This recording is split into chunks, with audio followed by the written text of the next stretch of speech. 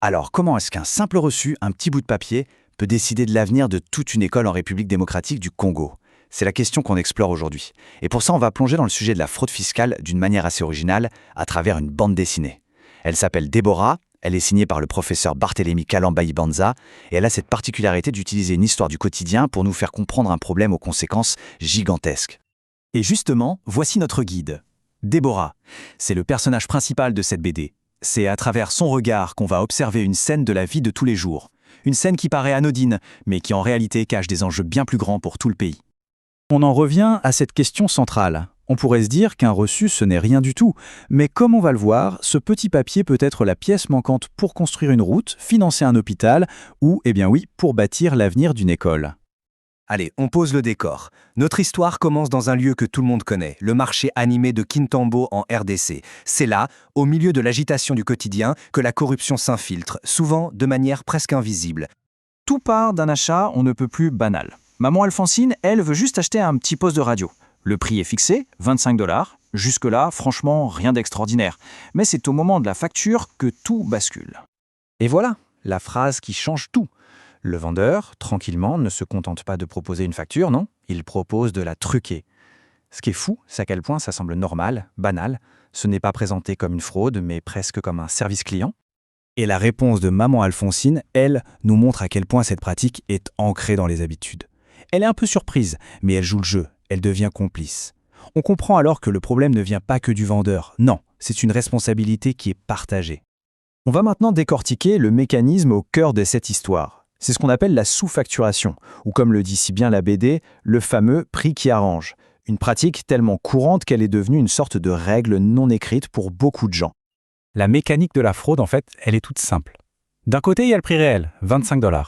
De l'autre, le prix déclaré sur le papier, 10 $. La différence, c'est 15 $. Elle s'évapore dans la nature. Elle n'existe tout simplement pas pour l'administration fiscale. Et quand Déborah, qui a tout vu, décide d'intervenir, la justification du vendeur est très révélatrice.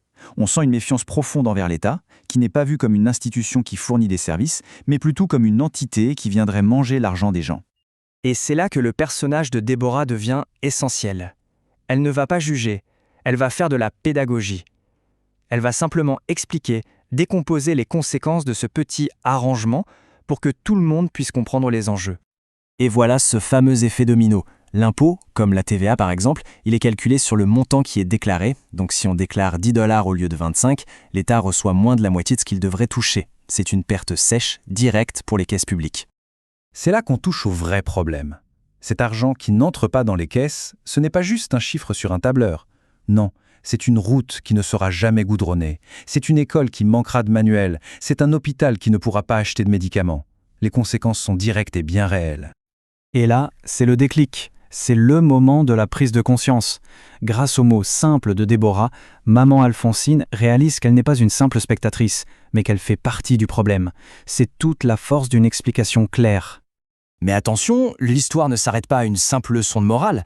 La BD nous montre que ces petites habitudes, même si elles sont banalisées, ne sont pas sans conséquences. Et le récit va prendre un virage assez inattendu. C'est une bonne question, non ? Parce que toute cette pratique, elle repose sur l'idée que personne ne regarde, que ça passe inaperçu. Mais que se passe-t-il quand cette illusion se brise ? Eh bien, la réponse ne se fait pas attendre. Un agent de la DGI, l'administration fiscale, débarque pour un contrôle surprise. Et d'un coup, le risque abstrait devient très concret. Il a le visage d'une personne en uniforme. La défense du vendeur, c'est un grand classique. Mais tout le monde le fait. C'est l'excuse de la normalisation. Sauf que, comme le fait remarquer l'agent, ce n'est pas parce qu'une pratique est répandue qu'elle devient légale. Et c'est peut-être même une des raisons pour lesquelles le pays n'avance pas. La conséquence est immédiate. L'agent compare la marchandise avec la facture sous-déclarée, la fraude est flagrante, et le vendeur écope d'une amende. La petite habitude qui semblait si inoffensive a finalement un coût bien réel et très personnel. On arrive maintenant à la conclusion et au message vraiment puissant de cette histoire. Parce qu'au-delà de la peur de l'amende, il y a une idée beaucoup plus positive, beaucoup plus constructive qui se dégage. Et voilà, c'est la phrase clé de toute la bande dessinée. Déborah redéfinit complètement ce qu'est un reçu. Ce n'est plus juste une preuve d'achat, non, c'est une déclaration, c'est un geste qui nous connecte à la collectivité, à la construction du pays, c'est un acte citoyen. Le message final est donc double. En exigeant une facture correcte, non seulement on participe au financement des services publics, mais en plus on protège le commerçant lui-même des sanctions. C'est un geste de responsabilité civique et de protection mutuelle. Et on va se quitter sur cette question. L'histoire de cette simple radio à 25 $ nous montre que des gestes qui paraissent tout petits, tout à fait anodins, peuvent avoir des répercussions immenses. Ça nous invite à réfléchir. Quelles sont les autres habitudes de notre quotidien qui, mises bout à bout, façonnent la société dans laquelle on vit ?